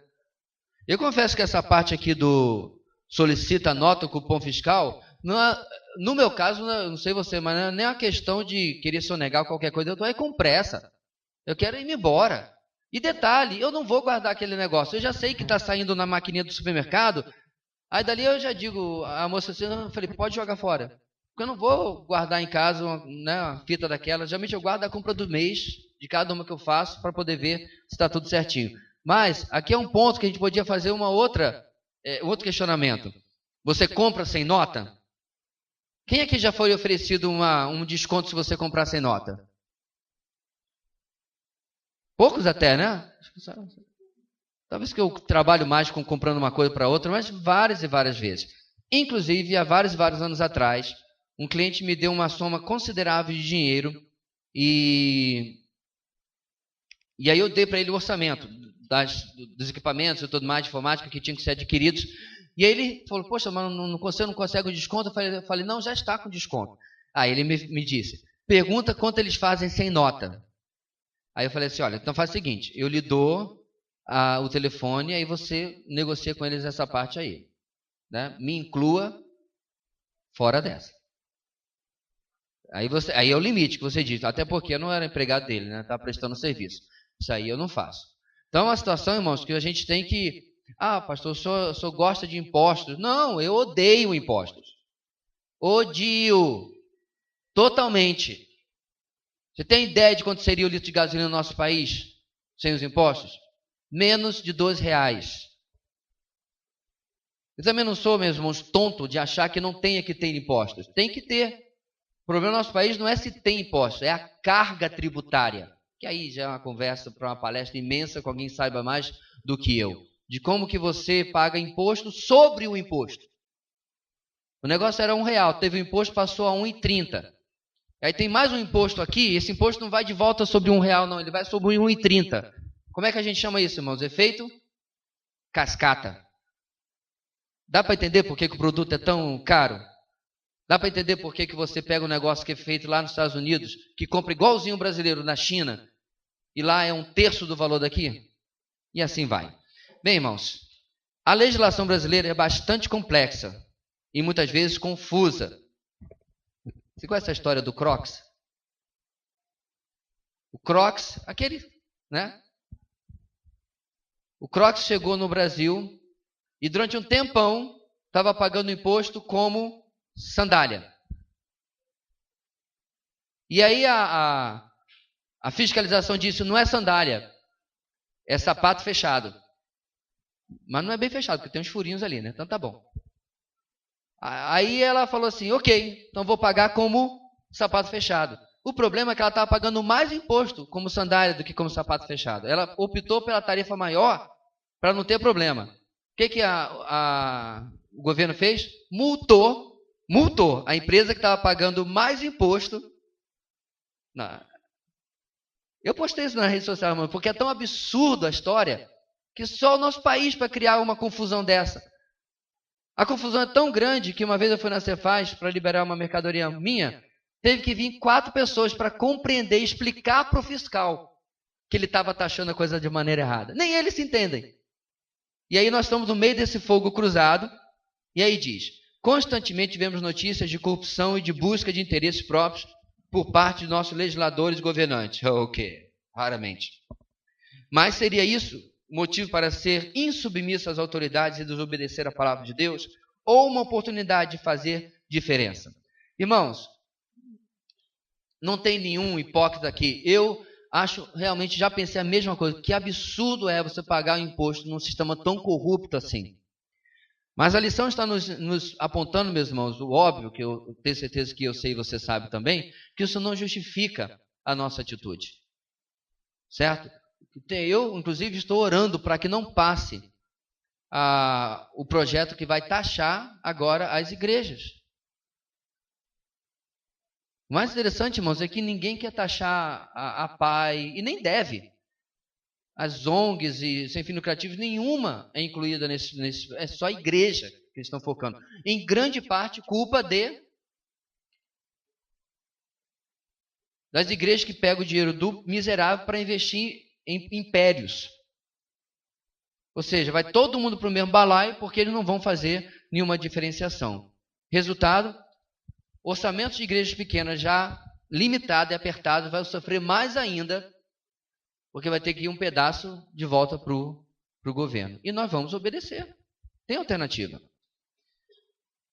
Não tem alternativa a não ser fazer aquilo que deve ser feito. E quanto a outras autoridades, como, por exemplo, professores, chefes no trabalho ou líderes na igreja, como você tem se portado diante deles? Aqui vai uma pausa, meus irmãos, interessante. Eu tratei de um caso um tempo atrás, em que a pessoa estava revoltadíssima com seu gerente, seu supervisor, sei lá o quê. E falando as piores coisas sobre a criatura e tudo mais, que não ia mais fazer o que ele queria, etc, etc. E eu sei que esse irmão era de uma igreja neopentecostal. Eu falei para ele assim, me responde uma pergunta, na igreja você obedece ao seu pastor? Claro, claro, irmão. Se o senhor fosse meu pastor, eu obedeceria também. Bem, mas eu sou de outra categoria, nem me coloca nesse negócio aí. Mas deixa eu entender, tudo que ele fala na igreja você faz? Sim. Tudo? Sim. Por quê? Não, porque o pastor é ungido do Senhor. E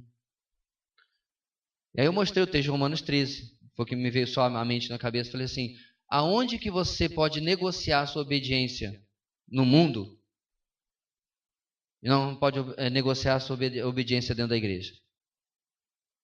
Você vê como a cabeça do evangélico hoje, irmãos, ele tem uma departamentalização interessante.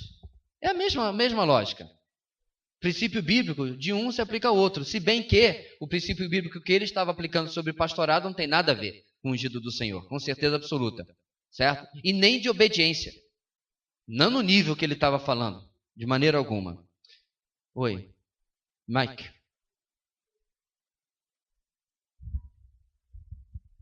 O que o senhor acha? Porque quando a gente entra numa igreja, né, a gente que está, de certo modo, a gente está colocando aquele pastor, né, como líder na nossa vida, né, como autoridade. E aí, algumas pessoas, eu já vi alguns casos, que não querem se submeter àquela liderança, elas saem da igreja, vão para outra igreja, para não se submeter àquilo. Mas, na minha opinião, eu vejo como uma desobediência e também como alguém que acaba que vai se prejudicar espiritualmente, porque ela não vai crescer e não vai aprender esse princípio. O que o senhor acha disso? Que seria correto ela ir para outra igreja ou ficar ali naquela igreja contra aquela autoridade? A gente precisava saber primeiro qual é a questão, né? Se a questão ela está sendo forçada a submeter a um ensino falso, uma direção falsa, né? Eu acho, inclusive, que ela deveria sair e congregar em outro lugar. E isso acontece mais frequentemente do que você pensa, tá? Então, agora, se a pessoa apenas não quer se submeter porque não quer se submeter, ela sair vai demonstrar ela, na verdade, a sua infantilidade, que ela só quer um lugar onde ela seja agradada, não um lugar onde vão contradizer o que estão falando. A grande questão também aqui, meus irmãos, é que muitas vezes você não vai gostar num determinado ambiente em questões que são secundárias, terciárias, quaternárias, que não tem nada a ver. Tipo, eu não gosto da ordem do culto. Eu não gosto desse estilo da gente usar um prédio alugado. Acho que a gente devia estar nem que fosse um barraquinho, devia estar no nosso lugar. São opiniões. E detalhe, irmãos, no universo de 100 e tantas, quase 200 pessoas, você não tem como fazer à la carte. Você precisa ter uma certa orientação. Por isso que a Assembleia, no nosso caso, escolhe a sua liderança, inclusive o pastor da igreja. A Assembleia é soberana para dizer, pastor, olha, foi legal a nossa caminhada, mas tá, boa sorte, bonne chance, goodbye. A Assembleia é soberana. Pastor na Igreja Batista não é dono da igreja, não é déspota, não é líder absoluto, certo? Então ele tem condição de simplesmente ser retirado caso ele não esteja atendendo a sã doutrina, o evangelho. Infelizmente nós vemos casos em que o pastor é destituído por opinião. Às vezes boas opiniões. Um colega meu perdeu o ministério dele porque ele pregava expositivamente. A igreja queria Olha só, queria que ele atendesse a temas mensais. Maio, mês da família. Interessante, né? Tal, mês sei lá do quê? Mês sei lá de missões, 2 meses de missões. Ele queria que as mensagens... A igreja queria isso. Veja bem, meus irmãos, a igreja aí acabou. Ela não tem autoridade para determinar o que o pastor vai pregar. Ela pode avaliar o conteúdo e a qualidade doutrinária do que está sendo pregado, e deve, mas não determinar. Nós fizemos uma assembleia aqui, pastor, o mês que vem o senhor vai pregar em Tessalonicenses. Eu falei, não. Não vou. Não funciona assim. E eu estou falando, irmãos, eu não estou inventando, isso é caso real. Uma igreja determinada votou que o pastor, todo culto à noite, iria pregar uma mensagem evangelística. Isso não está dentro da autoridade da Assembleia. Aí quando o pastor diz eu não vou, ou ele é destituído ou a pessoa sai, porque eu não vou me submeter a esse pastor que... Entendeu? Então tem uma série de circunstâncias que a gente tem que avaliar para saber se essa pessoa ela tem uma motivação correta da sua insatisfação. Por que você não gosta dessa liderança? Eu não me refiro apenas à liderança pastoral, mas no nosso caso nós temos o grupo de vida. Tá? Não estou gostando muito da liderança. Por quê? Não, pastor, porque eu era do outro grupo. No outro grupo, o líder era mais desenvolvido, conhecia mais a Bíblia. O irmãozinho lá, meio devagar e tal. Eu não acho uma reclamação justa. Cada pessoa é cada pessoa. Quando nós nos submetemos, irmãos, a uma liderança que não é exatamente aquela que nós queremos, Deus trabalha na nossa vida. Porque você vai passar por isso muitas vezes. Você vai passar por isso no casamento, você vai passar por isso em ministérios na igreja, você vai passar por isso no trabalho. Você não pode ter uma liderança à sua imagem e semelhança, ou a imagem e semelhança dos seus desejos. Simplesmente não funciona assim. Então, com certeza, você vai ser tentado nesta igreja a não gostar de uma decisão, não gostar de alguma parte que foi falada na palavra. O que você precisa fazer? Se avaliar. Por que eu não estou gostando disso? Porque não está do meu jeitinho, porque tocou num pecado na minha vida. Já vi também gente insatisfeita, porque o pastor falou de uma coisa na mensagem, estava no texto, né? Mas ele nem precisava falar, poxa. Que incomodou essa área da minha vida. Né? É o famoso, quando alguém diz, não me julguem, não julgueis, na verdade me deixe pecar em paz. É isso que a pessoa está dizendo. Ok? Então é necessário que a gente avalie, né, quais são as circunstâncias de um a um. Não tem uma resposta padrão para todos os casos. Qual deve ser a atitude do mordomo fiel perante essas autoridades? Vamos ler, irmãos, Tito 3:1, que inclusive foi o tema da nossa meditação no culto de oração sexta-feira. Vamos lá? Lembre a todos que se sujeite aos governantes e às autoridades, sejam obedientes, estejam sempre prontos a fazer tudo o que é bom. Hebreus 13:17, nosso último texto desse segundo ponto. Vamos lá? Obedeçam seus líderes e submetam-se à autoridade deles. Eles cuidam de vocês como quem deve prestar contas. Obedeçam-lhes para que o trabalho deles seja uma alegria e não um peso, pois isso não seria proveitoso para vocês. No caso do texto de Hebreus, é claro que ele está falando do contexto de igreja, né? O contexto eclesiástico. Não é a mesma coisa. Eu não acho que esse é o pensamento das autoridades civis, né? Deveria até ser, mas não é. Até porque a palavra ministro, não importa se você é ministro de guerra, ministro da educação, a palavra é servo. Servo de educação. Já pensou? Mas a gente vê claramente que não é esse o pensamento que a política tem. Irmãos, temos ainda 10 minutinhos. Vamos tentar cobrir esse terceiro ponto e encerrar a página número 11. Semana que vem, continuamos na 12. Terceiro ponto. O que o mordomo fiel faz? Ele busca conselhos. E aí, então, um monte de texto que você deveria já ter lido em casa. Chegamos a Provérbios 12:15. Juntos. O caminho do insensato parece-lhe justo, mas o sábio ouve os conselhos. Salmo 25:12. Quem é o homem que teme o Senhor? Ele o instruirá no caminho que deve seguir. Provérbios 19:20. Ouça conselhos e aceite instruções, e acabará sendo sábio. Irmãos, voltando ao que nós falamos lá no nosso quadro na página anterior. Está enrolado em alguma área da sua vida? Pouco importa a área. Peça ajuda. Peça ajuda.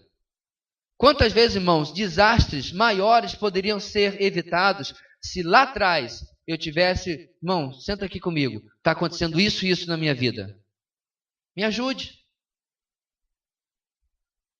Eu encontrei com um irmão no aeroporto alguns meses atrás, até comentei com algumas pessoas que conhecem esse irmão. Ele já está separado, já está, parece que, namorando outra pessoa para se casar e tudo mais. Eu falei, fulano, por que você não pediu ajuda para o seu pastor? Não, mas eu não estou congregando e tal. Tá, então por que você não ligou para mim? Porque quando você precisou de ajuda numa área totalmente não espiritual, ele achou meu telefone.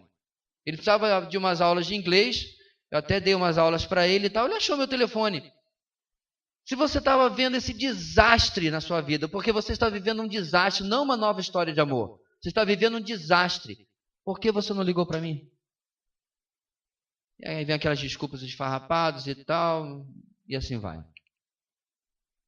Meu irmão, depois que o carro tiver capotado, não adianta. Se você já está suspeitando que alguma coisa está errada na direção, na suspensão, nos freios, peça ajuda. Não importa qual seja a área da sua vida.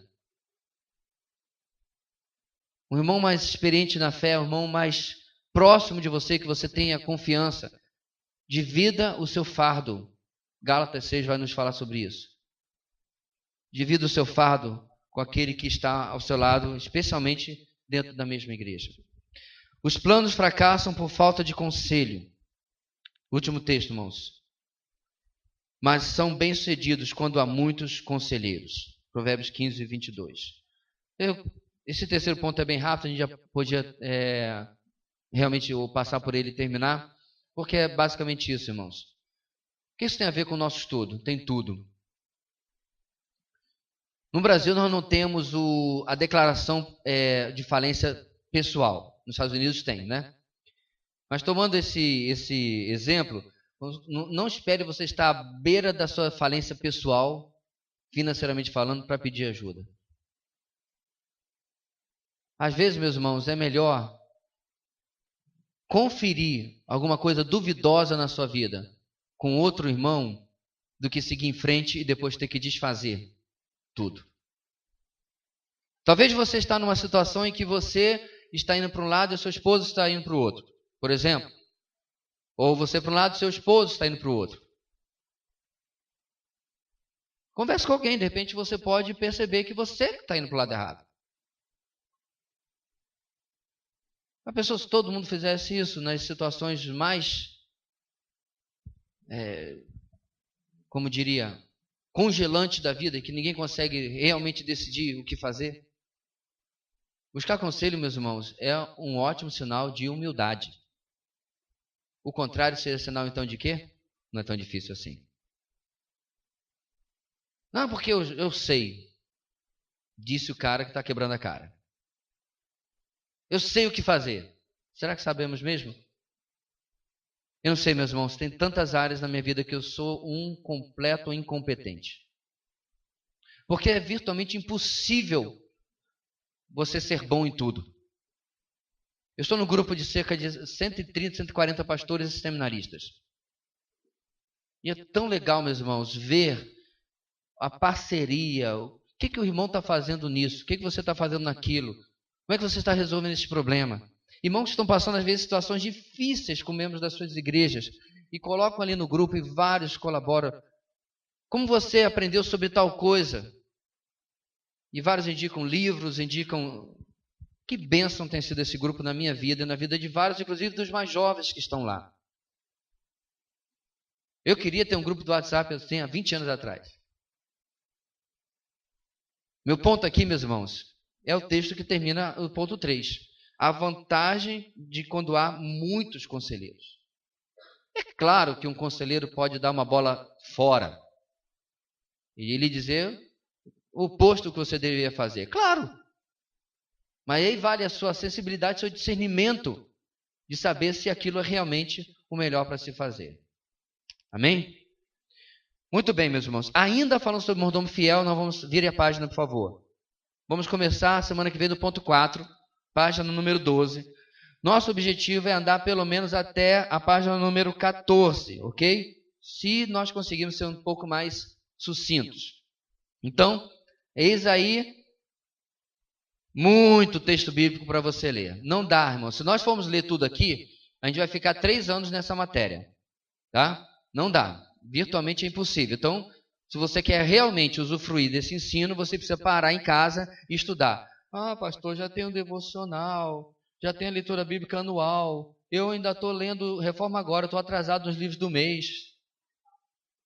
Está 10 livros atrás. Quer a sugestão? Desliga a televisão. Tem nada que presta. Verifica o seu tempo livre com o que está sendo gasto.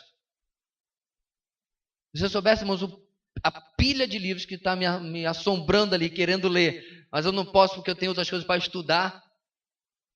Ou seja, a gente precisa também ter mordomia do nosso tempo, certo? Eu tenho certeza, irmãos, que esse estudo será extremamente benéfico para a sua vida. Vamos colocar de pé? Vamos encerrar orando?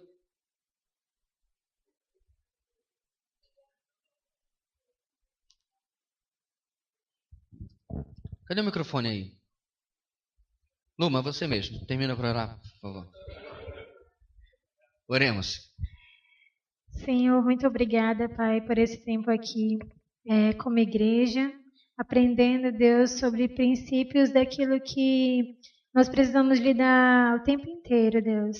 Muito obrigada, Pai, pela vida do pastor Joverci, que está se dispondo, Deus, a nos ensinar, a esclarecer aquilo, Senhor, que a Tua palavra já coloca para a gente, mas que às vezes nós não conseguimos compreender e nem colocar em prática.